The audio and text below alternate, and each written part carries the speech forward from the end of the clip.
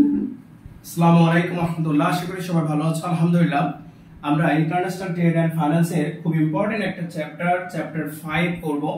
অধ্যায়ের নাম exchange rate determination. Exchange rate for কি? আমরা জানি যে বাংলাদেশের টাকাটা ইন্ডিয়াতে চলে না, ইন্ডিয়ার টাকা সিঙ্গাপুরে চলে না, সিঙ্গাপুরের টাকা আমাদের ইউএসএ চলে না। তো এটা হলো আমাদের এক্সচেঞ্জ করতে হয়, রূপান্তর করে নিতে হয়, কনভার্ট করতে হয়। এই চ্যাপ্টারের মূল বিষয়বস্তু হলো এখানে টাকাটা কনভার্ট করে নিতে হবে, রূপান্তর করতে হবে, দেন আমরা অন্য দেশে ইনভেস্ট করতে পারবো। তাহলে আমরা এই অধ্যায়ের মূল শিখব এক জায়গা থেকে বিনিয়োগ করে অন্য জায়গায় ইনভেস্ট করব, আমরা এক জায়গা থেকে লোন করে অন্য দেশে আমরা আবার সেটা ইনভেস্ট করতে পারি। তাহলে ফার্স্ট টাইম আমরা খুব ইম্পর্টেন্ট একটা চ্যাপ্টার 5 এর ইম্পর্টেন্ট একটা ম্যাথ করব। 10 মার্কের জন্য এই ম্যাথটা আসতে পারে তোমাদের, খুবই ইম্পর্টেন্ট একটা ম্যাথ। সরাসরি আমরা ম্যাথে চলে আসবো ইনশাআল্লাহ। প্রবলেম 8, ভেরি ভেরি ইম্পর্টেন্ট কি ম্যাথ।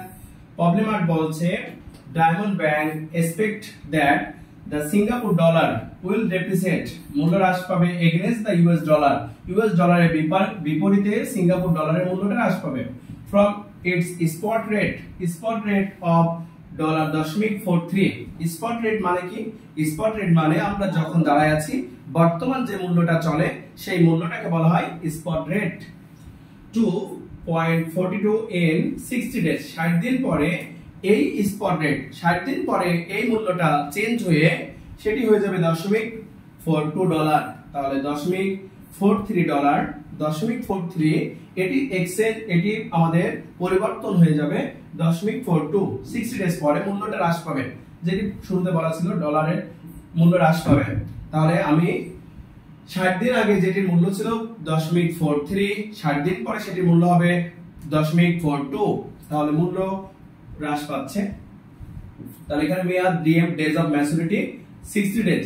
এটাকে বলা হয় বর্তমান রেটকে বলা হয় স্পট রেট এসও, এন্ড পরবর্তী মূল্যকে বলা হয় বা ভবিষ্যৎ মূল্যকে বলা হয় FO for forward rate. SO for spot rate, FO for forward rate. The following interbank lending 7% borrowing exist. Currency আমাদের ইউএস ডলারের লেন্ডিং রেট, লেন্ডিং মানে ধার দেওয়া, বরোইং মানে ধার নেওয়া। আমরা এক জায়গা থেকে ধার নেব, এক জায়গা হতে লোন করব, আর অন্য প্রতিষ্ঠানে আবার লেন্ডিং দিব, ধার প্রদান করব। তাহলে এটা ডিপেন্ড করবে, যদি আমি লেন্ডিং করি, আমি যদি লেন্ডিং দিই ইউএস কে তাহলে 7% সুদের হার, আমি যদি লোন দিই সিঙ্গাপুরকে তাহলে 22% সুদের হার পাবো। বরোইং রেট, আমি যদি ইউএস থেকে বড় করি তাহলে 7.2%। আমরা এখনো জানি না কোথা থেকে লোন করেছি আর কোথায় লোন দিব, তো দুটিরও দেওয়া আছে, ঘটনা দুইটাই দেওয়া আছে। যদি আমরা বড় করি ইউএস থেকে তাহলে সুদ দিতে হবে আমাদের 7.2%। সিঙ্গাপুর থেকে যদি আমরা বড় করি লোন করি 24% সুদ দিতে হবে। এখন বলা হচ্ছে diamond bank consider borrowing 10 million. আমরা মনে করব যখন আমরা অঙ্ক করব, আমরা হলো ডায়মন্ড ব্যাংক, আমরা এই প্রতিষ্ঠানের মালিক, আমরা ডায়মন্ড ব্যাংক। আমরা কি করছি? বরোইং করছি, ধার করছি, লোন করছি $10 million Singapore dollar in the interbank market and investing the fund in US dollar 60 days। 60 দিন মেয়াদে আমি কি করছি? 60 দিনের জন্য বিনিয়োগ করছি ইউএসএ। তাহলে আমি সিঙ্গাপুর থেকে টাকাটা লোন করছি, আর তাহলে লোন দিচ্ছি, লেন্ডিং দিচ্ছি ইউএস কে। তাহলে সিঙ্গাপুর থেকে লোন করে সিঙ্গাপুর ডলারে আমরা লোন নিলাম, বড় করলাম, আর ইউএস ডলারে আমি লেন্ডিং দিচ্ছি। তাহলে আমরা লোন করছি সিঙ্গাপুর থেকে আর ইনভেস্টমেন্ট করছি ইউএসএ। বুঝেছো কথাটা? Estimate the profit or loss, লাভ ক্ষতি নির্ণয় করো, could be earned from this strategy। এই কৌশল থেকে, এটা একটা কৌশল অবলম্বন করা, এক দেশ থেকে লোন করে অন্য দেশে টাকাটা বিনিয়োগ করা। আমি ধরে নিয়েছিলাম সিঙ্গাপুরের ডলারের মূল্যটা হ্রাস পাবে, তার জন্য সিঙ্গাপুর থেকে লোন করে আমি ইউএসএ লোন দিচ্ছি, ইউএস কে ইনভেস্ট করছি। Should Diamond Bank pursue this strategy? এই কৌশল থেকে সে কোনো লাভ করতে পারবে কিনা, এটাই জানতে চাওয়া হয়েছে। তাহলে আমাদের ফার্স্ট টাইম যখনই মনে রাখবা প্রফিট আর লস ক্যালকুলেট করতে বলবে, আমরা 5টা স্টেপের মাধ্যমে লাভ বা ক্ষতিটা পাবো। তাহলে কয়টা স্টেপ অনুসরণ করব? 5টা স্টেপ। স্টেপ নাম্বার 1, প্রথমে আমরা লোন যে করলাম, আমি লোনটা করলাম সিঙ্গাপুর থেকে, তাহলে ফার্স্ট টাইম আমরা দেখব যে সিঙ্গাপুরে থেকে লোন করে কোন দেশে আমি এখন ইনভেস্ট করব। তাহলে আমরা ইনভেস্ট করব ইউএসএ। তাহলে সিঙ্গাপুরের টাকা তো ইউএস চেনে না, তাহলে ইউএস তো আমার সিঙ্গাপুর টাকায় নেবে না, তাহলে আমার সিঙ্গাপুরের টাকাকে ইউএস ডলারে রূপান্তর করতে হবে। তাহলে এটাকে বলা হয় কনভার্ট করা, রূপান্তর করা। তাহলে আমরা সিঙ্গাপুর ডলারকে নাম্বার 1 এ কনভার্ট করব ইউএস ডলারে। তাহলে আমি ইউএস ডলার পেয়ে যাচ্ছি। এখন আমি বিনিয়োগ করলাম, তাহলে ইউএসএ বিনিয়োগ করলাম, সেই বিনিয়োগ থেকে কত টাকা ফেরত পাচ্ছি সেটা বের করব। অ্যাকুমুলেটেড অ্যামাউন্ট ফ্রম ইনভেস্টমেন্ট, বিনিয়োগ থেকে কত টাকা পাচ্ছি সেটা বের করব। দেন আমি তো লোন করেছি সিঙ্গাপুর থেকে, আর ইনকামটা ফেরত পেলাম আমি ইউএস থেকে। তাহলে ইউএস এর ইনকাম যেটা পাচ্ছি, এখন আমি পরিশোধ করতে যাব। তাহলে পরিশোধ করতে গেলে সিঙ্গাপুরও তো আবার ইউএস ডলার চেনে না, তারা তো ইউএস ডলার নেবে না। তাহলে কি করতে হবে? আবারও কনভার্ট করতে হবে, আবারও রূপান্তর করে নিতে হবে। আমরা সিঙ্গাপুরে আসবো, এবার ফিরে আসবো কোথায়? সিঙ্গাপুরে। তাহলে ইউএস থেকে রূপান্তর করে সিঙ্গাপুরে আসবো, কারণ সিঙ্গাপুর থেকে আমরা লোনটা করেছিলাম, তাহলে পরিশোধ করব সিঙ্গাপুরে। তাই আমরা কনভার্ট করে 3 নাম্বার স্টেপে ফিরে আসব সিঙ্গাপুর ডলারে। দেন আমরা যে লোনটা করলাম সেই লোনের জন্য কত টাকা পরিশোধ করতে হবে সেটি বের করে নিব। সুদ এবং আসল সহ কত টাকা সুদ দেওয়া লাগবে এখন সিঙ্গাপুরকে, সেটি বের করব। এখন আমি লোন দিয়েছিলাম সেখান থেকে যে পরিমাণ আয় করলাম, আর লোন নিয়েছিলাম যেখান থেকে তাকে যে পরিমাণ পরিশোধ করতে হবে, এই দুটির পার্থক্যটাই লাভ বা ক্ষতি হবে। আমরা অঙ্কটা করি, খুব সহজ একটা বিষয়, খুব ইম্পর্টেন্ট একটা ম্যাথ, খুবই ইম্পর্টেন্ট, ভেরি ভেরি ইম্পর্টেন্ট একটি ম্যাথ। শুরু করব, সমাধানে চলে আসবো প্রপার নিয়মে। প্রবলেম 8,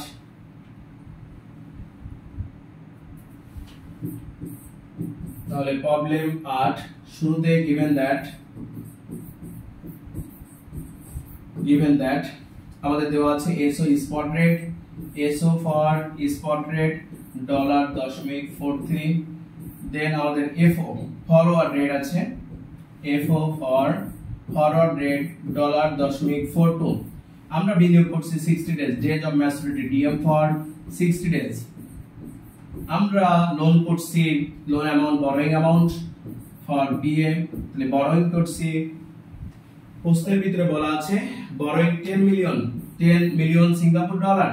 তাহলে আমরা বড় করছি সিঙ্গাপুর ডলারে, সিঙ্গাপুর ডলার এস দিয়ে ডলার সাইন প্রকাশ করব।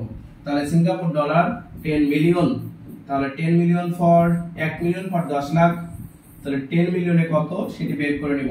তাহলে সিঙ্গাপুর ডলার 1 কোটি। তাহলে আমরা 1 কোটি সিঙ্গাপুর ডলার লোন করলাম, লোন করলাম সিঙ্গাপুর থেকে, আমি 1 কোটি টাকা লোন করলাম।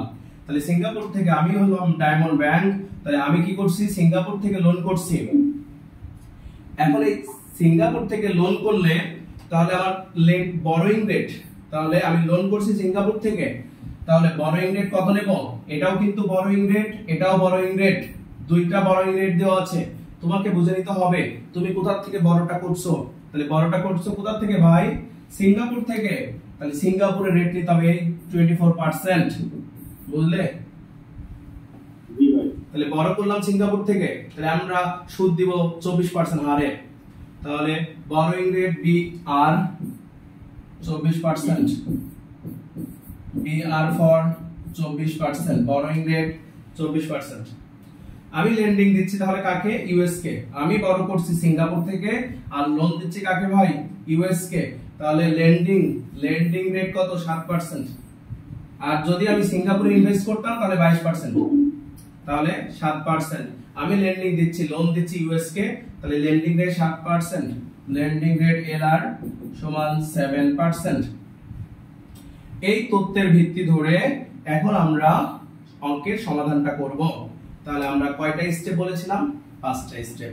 স্টেপ নাম্বার 1, প্রথমে আমি সিঙ্গাপুর ডলারকে, আমি লোন করছি সিঙ্গাপুর থেকে, তাহলে আমি এখন বিনিয়োগ করব ইউএসএ। তাহলে সিঙ্গাপুর ডলারকে আমাদের এখন কনভার্ট করতে হবে ইউএস, সিঙ্গাপুর ডলারকে আমি এখন রূপান্তর করব ইউএসএ। তাহলে কনভার্সন ভ্যালু ইজ, তাহলে স্টেপ 1 কনভার্সন ভ্যালু,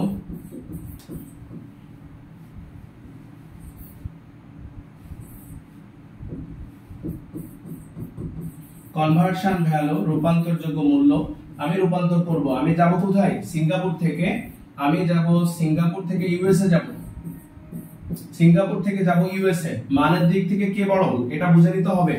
আমি যাব কোথায়? ইউএস, তাহলে মানের দিক থেকে বড় এ, তাহলে মানের দিক থেকে বড় মানে সংখ্যায় কম হবে। তাহলে সংখ্যায় কম হবে কখন? সংখ্যায় কম হবে তখন যখন আমরা গুণ করব, তখন হবে সংখ্যায় কম। আর যদি ভাগ করি সংখ্যায় হবে বেশি। তাহলে আমাদের এখানে মনে রাখবো, আমরা যখন সংখ্যায় কম পাবো তখন গুণ করে রেজাল্টটা বের করব, আর যখন সংখ্যায় বেশি পাবো তখন ভাগ করে। আমরা জানি দশমিক দিয়ে ভাগ করলে বাড়ে, দশমিক দিয়ে গুণ করলে কমে, তাহলে এখানে গুণ হবে। তাহলে আমরা সিঙ্গাপুর ডলারকে রূপান্তর করে ইউএস ডলার বানাবো। সিঙ্গাপুর ডলার আছে আমার 1 কোটি, সিঙ্গাপুর ডলার 1 কোটি into for spot rate, for spot rate। আচ্ছা, সূত্র দিয়ে লিখে সরাসরি মান বসাই দিই। স্পট রেট এস লিখলাম, তারপর মান বসাই। তাহলে সিঙ্গাপুর ডলার 1 কোটি গুণ তার সাথে স্পট রেট ডলার সাইন 0.43। তাহলে সিঙ্গাপুর থেকে আমি চলে যাব এখন ইউএস ডলারে। তাহলে ইউএস ডলারের স্পট রেট দিয়ে গুণ, তাহলে রেজাল্ট কত আসে? 43 লাখ। তাহলে ইউএস ডলারে অ্যানসার পাচ্ছি 43 লাখ। আসলে এই যে সংখ্যায় কম পাচ্ছি, তাহলে সিঙ্গাপুর ডলার 1 কোটি, সিঙ্গাপুর ডলার 1 কোটি, ওইটা মানে ইউএস ডলার 43 লাখ। অর্থাৎ মানের দিক থেকে এটি বড়, মানের দিক থেকে বড়, সংখ্যায় পাবো কম। তাহলে সংখ্যায় যেটি কম পাবো সেটি বের করতে হলে গুণ করতে হবে। এই রেজাল্টটা কখনো স্পট রেট দিয়ে মনে রাখবো, কখনো গুণ হবে কখনো ভাগ হবে। তাহলে কখন গুণ হবে এটা আমরা মনে রাখবো যখন আমরা মানের দিক থেকে ছোট পাবো। এখানে মানের দিক থেকে সংখ্যায় ছোট পাবো, সংখ্যায় কম পাবো। মান বড়, এটি সংখ্যায় কম। তাহলে যখন সংখ্যায় কম পাবো তখন গুণ করলে আসবে, কারণ আমরা জানি দশমিক দিয়ে গুণ করলে সংখ্যায় কম আসে, আর দশমিক দিয়ে ভাগ করলে সংখ্যায় বেশি আসে।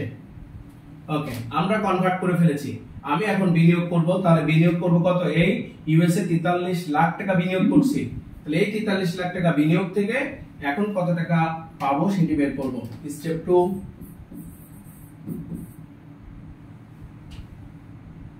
total accumulated value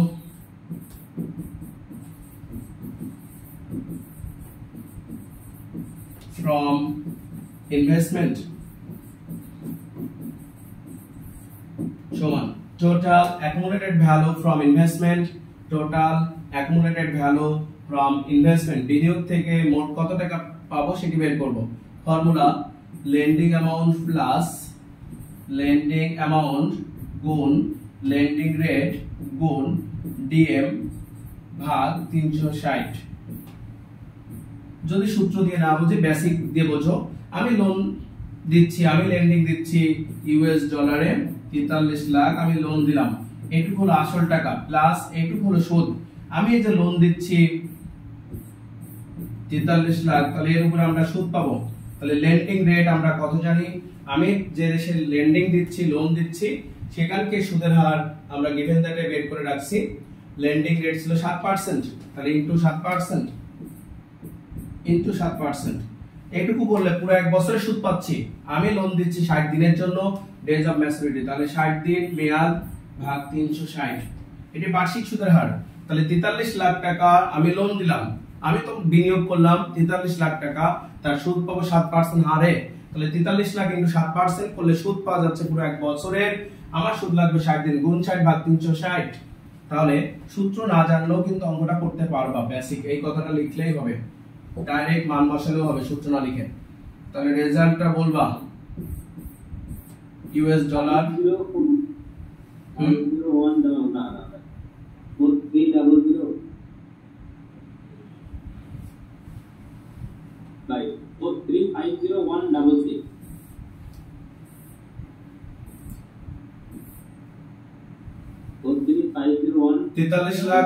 43,50,167। ঠিক আছে, 43,50,167। $67 ফিরে পাচ্ছি। আমি যেখানে বিনিয়োগ করেছিলাম সেই দেশ থেকে ইউএস থেকে $43,50,167 ফিরে পাচ্ছি। এখন আমি যদি পরিশোধ করতে চাই, পরিশোধ করব কাকে ভাই? পরিশোধ করব সিঙ্গাপুরকে। সিঙ্গাপুর কি এই ডলার নিবে? ডলার নিবে না, তাহলে আবারও রূপান্তর করতে হবে। তাহলে স্টেপ 3 আবারও কনভার্ট করব। তাহলে step 3 total expected accumulated value, তাহলে টোটাল expected accumulated value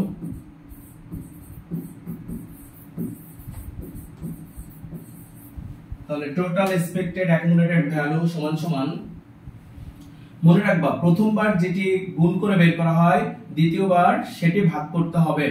আমরা এখন যাব সংখ্যায়, মানের দিক থেকে সংখ্যায় বেশি পাবো। এখন আমরা এই যে ইউএস ডলার যদি আমরা রূপান্তর করি তাহলে সিঙ্গাপুর ডলার সংখ্যা হিসেবে কি আসবে? বেশি। তাহলে বেশি আনতে গেলে ভাগ করতে হবে। তাহলে হবে আমাদের ইউএস ডলার 43,50,000 ভাগ 167 ডিভাইডেড বাই এফও ফরওয়ার্ড রেট। তাহলে এখন ভাগ হবে। প্রথমবার স্টেপ 1 এ যদি মনে রাখবা এইভাবে, স্টেপ 1 এ যদি গুণ করি স্টেপ 3 তে ভাগ হবে। স্টেপ 1 এ যদি আবার ভাগ করি স্টেপ 3 তে এসে গুণ হবে। সহজ কথা। তাহলে সমান US dollar 43,50,167 divided by forward rate 0.42 ভাগ দিয়ে বলো।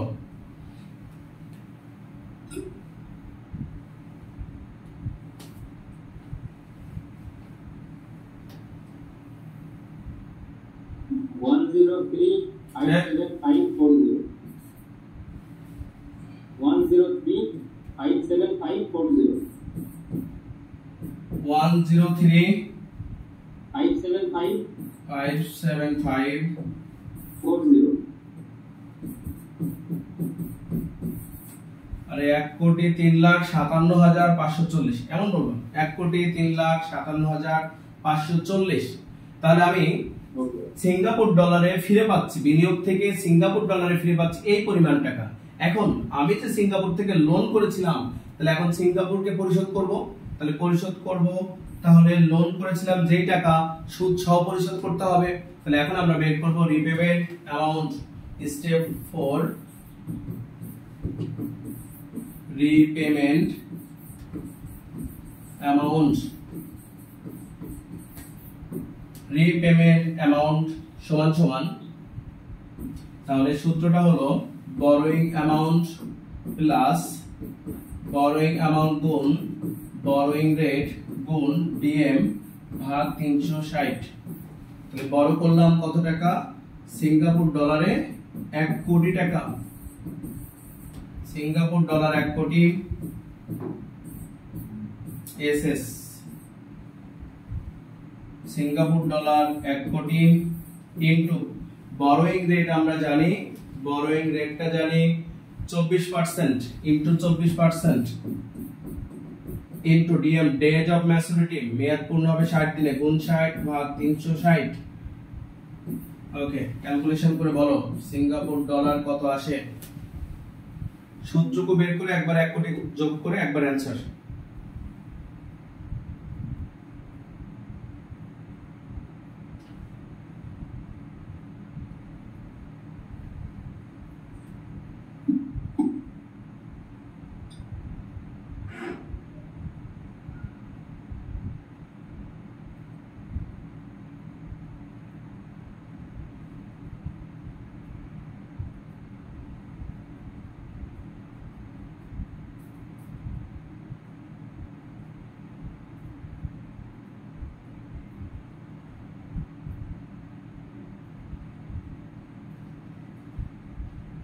ভাই বলো 1 কোটি 4 লাখ।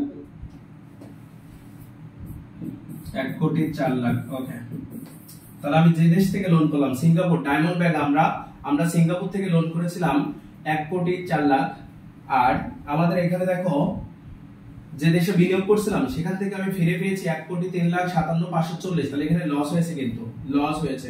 আমি পেমেন্ট করতে হবে যে দেশ, আমি ডায়মন্ড ব্যাংক আমি কি করছি সিঙ্গাপুর থেকে লোন করছি যা সেখানে এখন সিঙ্গাপুরকে দেওয়া লাগবে 1,04,00,000 টাকা। সরি,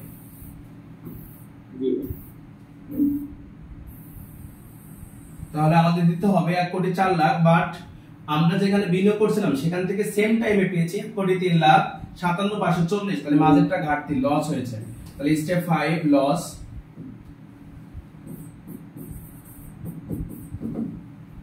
ভাষাটা প্রশ্নে কি বলেছিল? Estimate the profit or loss, তাহলে এস্টিমেট প্রফিট বা লস, তাহলে এস্টিমেটেড লস।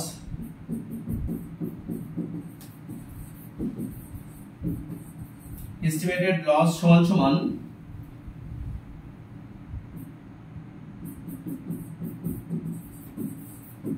এস্টিমেটেড টোটাল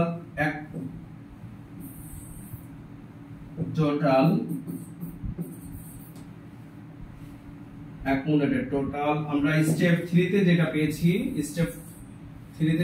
এটার নাম লিখেছিলাম টোটাল এক্সপেক্টেড অ্যাকুমুলেটেড ভ্যালু। তাহলে সূত্রটা হবে টোটাল এক্সপেক্টেড অ্যাকুমুলেটেড ভ্যালু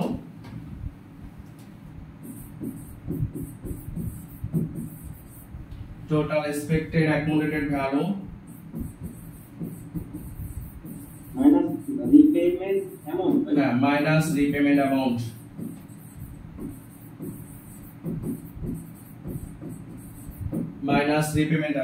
তাহলে এস্টিমেটেড লসের সূত্র টোটাল এক্সপেক্টেড অ্যাকুমুলেটেড কে কত পেয়েছি সিঙ্গাপুর ডলারে 1,03,57,000 কত 540 মাইনাস সিঙ্গাপুর ডলারে আমার শোধ করা লাগবে 1,04,00,000 টাকা।